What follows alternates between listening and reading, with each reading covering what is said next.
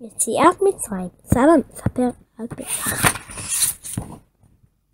סבא, יש לך זמן? שאלו ביסוס, יעלי ודן. בשבילכם נכדים? תמיד כמובן. קרה משהו? ומה העניין?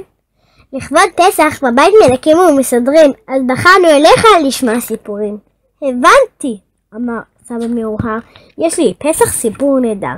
גיבור הסיפור, משה נולד במצרים, שם בני ישראל היו עבדים. המלך פרעה ציווה להשליך למים את כל הבנים הנולדים ליהודים.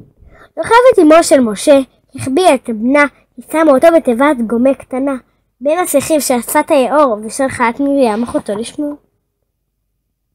כשבא מרים ללחוץ, מיד ראתה את התיבה הקטנה ושלחה משרתת לבדוק מה יש בתוכה. בינתיים שגר משה בארמון המלך, סבנו בני ישראל ועבדו בפרך. כשמשה גדל וראה שוטר מצרי מכה עבד עברי, הרג את המצרי וברח למדבר, שם הפך לרועה צאן ובקר. יום אחד ראה משה סנה בוער ולא נשרף, וכל קרא לו מן האש לשליחות.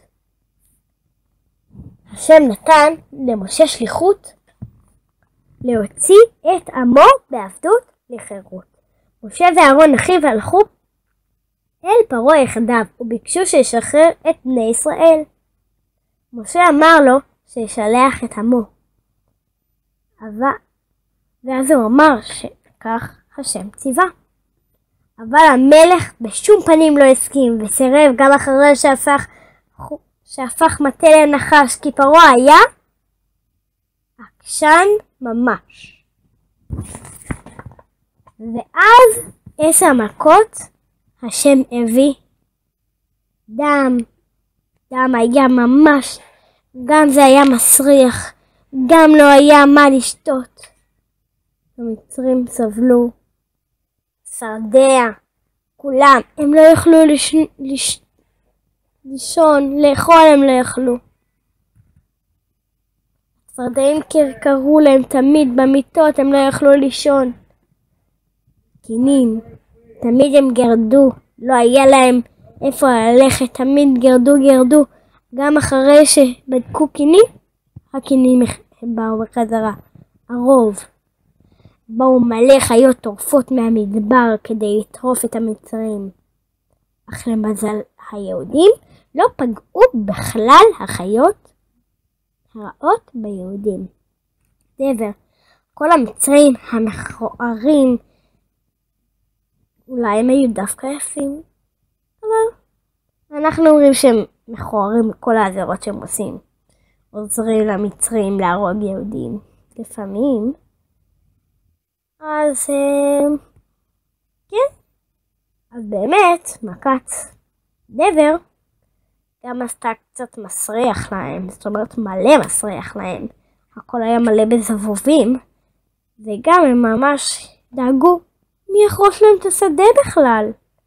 וגם מכת שכין הייתה מגרדת על כל הגוף. איך אפשר לגרד על כל הגוף? צריך קודם אחד, זה ממש גרד, אבל אי אפשר היה לגרד. למה?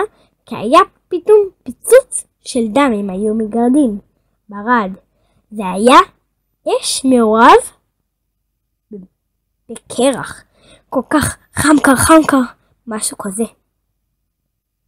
הרבה. כיסה את כל השמיים. הרבה. זה נשמע קצת מצחיק. מלא חיה שקוראים לה הרבה. הרבה זה חרק קטן שאוכל. הוא קיצץ להם הכל, לא היה מה לאכול. חושך. הכל היה חשוך. לא היה אפשר לזוז ל3 ימים. אם היו עומדים ל3 ימים. זה היה חושך מיוחד. חושך חזק. מכת בכורות. זה היה מכה שכל הבכורות מתו. כמעט בכל בית מצרי היה בכור שמת. כשמת בכורו של המלך קראו למשה לארמון. פרעה בעצמו אז דרש שיצא כבר מיד עם עמו. בני ישראל התארגנו בזריזות, מזדרזים לצאת מעבדות לחירות. הם עפו לחם לדרך, אבל מהראו כל כך לברוח, עד שיצאו להם עצות כי הבצק לא הספיק לטפוח. כולם יחד יצאו לדרך ארוכה ממצרים לארץ כנען הרחוקה, ואלוקים בעמוד ענן הולך לפניהם, ובלילה בעמוד אש שהאיר להם את הדרך וגם שהגן עליהם. כשהגיעו לשפת ים סוף, עצרו כולם. בני ישראל דאגו איך יחצו את הים, המצרים רודפים אחריהם, מה הם יעשו? משה הניף את המטה, הים נבקע לשניים וכל בני ישראל עברו במעבר יבש במים.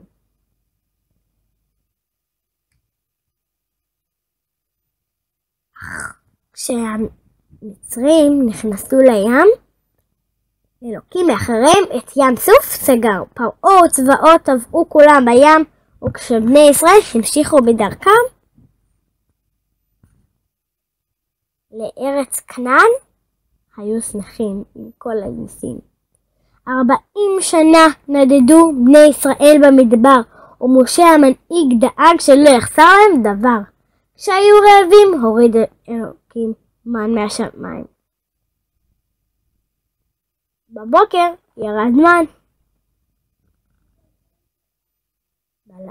בלילה, זאת אומרת בערב, ירד סלב. סלב זה עוף משובח. באמת בני ישראל לא היו צריכים סלב.